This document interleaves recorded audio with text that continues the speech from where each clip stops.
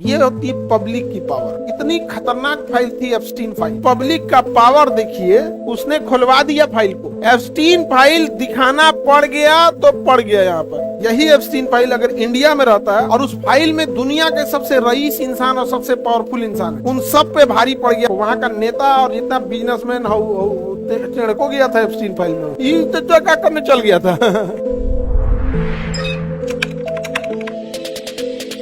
और अपने यहाँ तो इलेक्शन में बात वही है, अपना जाति देखा जाता है, क्योंकि हमारे यहाँ लोग नेता नहीं जीजा चुनते हैं। जात देख के क्या चुना जाता है। नहीं समझ में आ गया। उससे इतना डरते हैं लोग इससे जिसका कोई हद नहीं, एकदम डरे रहते हैं लोग। यहाँ ब्रिटेन के प्रधानमंत्री बोरिस जॉनसन थे कोरोना के टाइम पे। जब कोरोना वैक्सीन लगाना था तो लाइन में लगल थे और कोई गार्ड वहां नहीं था, वहां पे। ये होती है पब्लिक की पावर। इतनी खतरनाक फाइल थी एप्स्टीन फाइल। अमेरिका की पब्लिक को देखो, वहां का नेता और जितना बिजनेसमैन को गया था एप्स्टीन फाइल में। ये तो क्या करने चल गया था। बताओ, सुनिए ध्यान से। अब आप पावर समझो वहां के पब्लिक का। यही एप्स्टीन फाइल अगर इंडिया में रहता है तो इंडिया की कोर्ट कभी सार्वजनिक नहीं करती। नहीं समझ आ गया? कभी सार्वजनिक नहीं कर।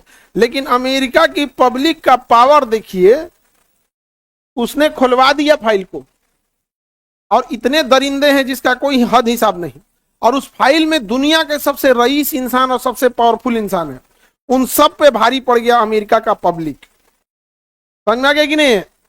आप कॉन्सेप्ट समझो कि वहां की कोर्ट और वहां की पब्लिक का पावर क्या होगा। अपने यहाँ तो जो पब्लिक मरवा देते सब, विधायक को नहीं देखे थे उन्नाव वाला, उसको तो हम लोग हल्ला उल्ला करके पूरा इंडिया का आदमी हल्ला किया तो बेला जेल गया। यहाँ पे नहीं समझ आ गया।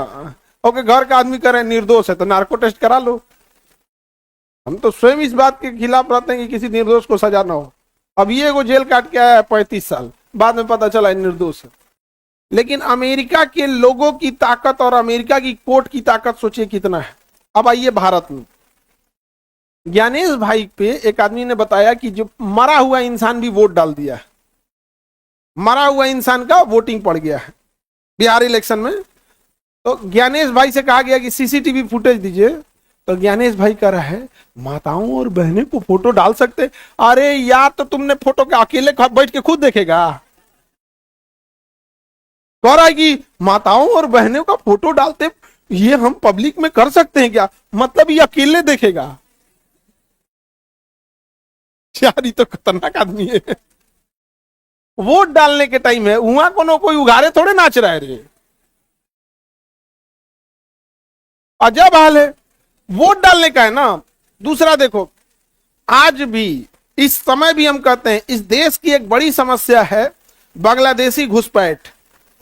और कितने बांग्लादेशी घुसे हैं इसका आइडिया केवल चुनाव आयोग के प्रमुख ज्ञानेश भाई के पास है।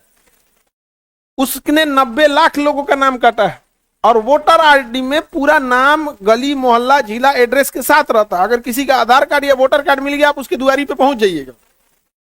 उसने 90 लाख बांग्लादेशियों का काटा है, लेकिन उसको पब्लिक नहीं कर रहा है। हम लोग चिल्ला रहे हैं ज्ञानेश भाई, जिन बांग्लादेशियों का नाम काटा है उसको पब्लिक तो करो, हम लोग उसको चेक करें, लुंगी सहित बांग्लादेश में फेंक देंगे। लेकिन बांग्लादेशियों का नाम नहीं बता रहा है ज्ञानेश भाई।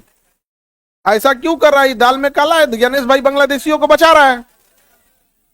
ज्ञानेश भाई बांग्लादेशियों को बचा रहा है, इसका मतलब आप पब्लिकली कर लो उसे। तो ये चीजें होना चाहिए उन्हें। जबकि अमेरिका का सोचो पावर क्या है। अमेरिका का पावर, एप्स्टीन फाइल दिखाना पड़ गया तो पड़ गया। यहाँ पर इंडिया में तो खरीद लेता सब इतना में, यही में देखें जज साहब के यहाँ 15 करोड़ रुपया पकड़ाया है। तो होता है आगे बढ़े। ये फिर खड़ा हुआ सुगराती।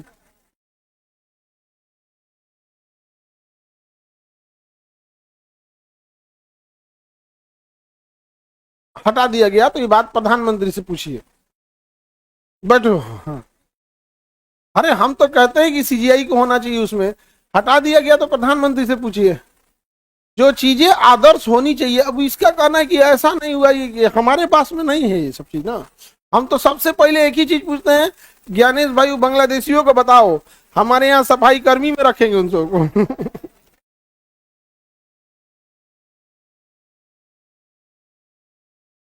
या तुम्हारा दिमाग ठेवना में है?